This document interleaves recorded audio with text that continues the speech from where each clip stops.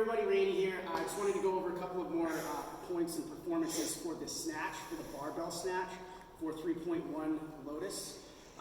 There's a couple of people that have asked for some tips and tricks and pointers, so maybe some coaching cues. So I'm just going to go over some of the more common mistakes that are made, or maybe a couple of cues that you could use to sort of get a little bit more proficient with this movement. So I'm going to preface this by saying this is an Olympic lift. It is the probably the most difficult Olympic lift to do. A lot of people have a hard time with it, so if you're having a hard time with this movement, it's perfectly normal. People spend their entire lives trying to master the squat snatch, all right? So I don't expect you guys at home, especially if this is your first time doing this, to master this movement.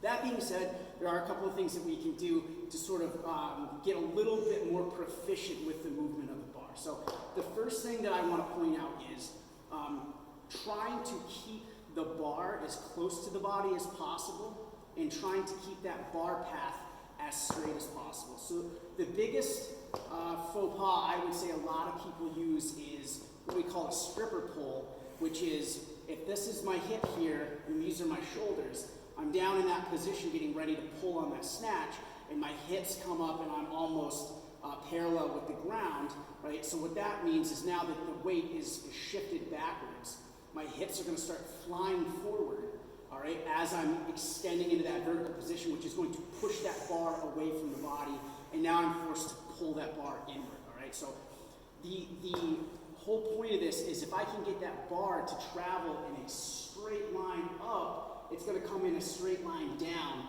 and that way when I drop into that squat to catch, I'm not trying to manipulate this external weight forward or backward to try to get over my head directly. Excuse me. So what we want to focus on doing is keeping the shoulders rising with the hips, right? So if I'm in that snatch position, so again, the snatch grip is going to be wide. That bar is going to be right on the midline of the body, or sorry, right in the hip crease, all right? I'm going to have my knuckles pointed downwards, not out.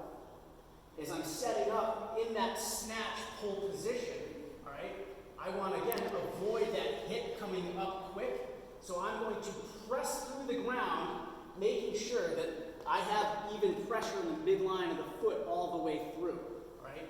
As I'm coming up, my shoulders are rising with my hips. I've now crossed the plane of the knees. At that point, I'm going to go into what we call the transition, which is my knees coming forward, my chest rising, and then I'm going to go up into that triple extension and then pulling high. If I do that correctly, that bar will travel in that straight line, which will allow me to just drop under and catch. If I'm doing that stripper pull, and I'm forward of that bar, now, if you notice I'm extended with that bar's below my knees, now I have to pull it up, smash my hips into that bar. Now it's out in front of me. As I'm dropping under, now I'm forced to pull that bar behind me. What typically happens there is shoulders go back, head goes forward. I'm catching in this position here. All right? So what we're going to practice on doing is the easiest cue that I can give people is to get as tall as possible, as fast as possible, right? What I mean by that, the tallest I could possibly be is in triple extension with my head here, all right? If my head's back here, I'm not as tall. If my head's forward, I'm not as tall, right? So the idea is to get as tall as possible, as fast as possible, right? If I do that, that weight is naturally going to come up in a straight line, all right? The other thing that we might want to practice doing before we get into the squat snatches is what we call snatch balance, all right? Taking that PVC pipe or the broomstick first, getting into that back rack position in a snatch grip. I'm going to just slightly bump it up off my shoulders, and I'm going to try to, as quickly as possible, land in a squat, catching this with my arms extended, right? So it's a dip drive, catch, come back up. All right?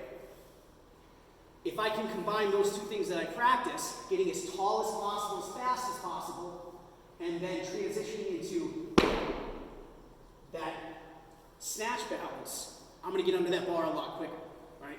And you're going to find it a lot easier to catch that weight with your arms extended if it's directly over the midline of the body as opposed to out in front or behind, all right?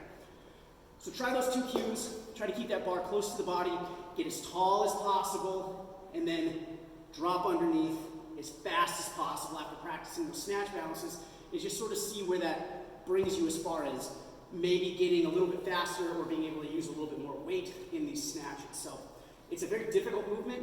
It's really impossible to teach anybody how to do it well in a 10-minute video. So I'll be going online doing a Zoom training session in the next day or two. So we'll have a little bit more interaction. If you want, go ahead and film yourself doing these movements and then send them to me. I have some software that I can use to sort of give you some coaching cues through that video and send it back to you. So anyway, that's the movement, the squat snatch. If you have difficulty with it still, feel free to power snatch or get that weight over your head, reset, and then go into that squat. All right, so overhead snatch, then squat. That would be the scaled version. If you can do a squat snatch, but maybe not 75 or 55 pounds, do it with an empty bar. If you borrowed one of my bars, just don't drop it, please, for the love of God. Yeah, and that's it. So go after it, have fun, be safe, be healthy. Let me know how you do.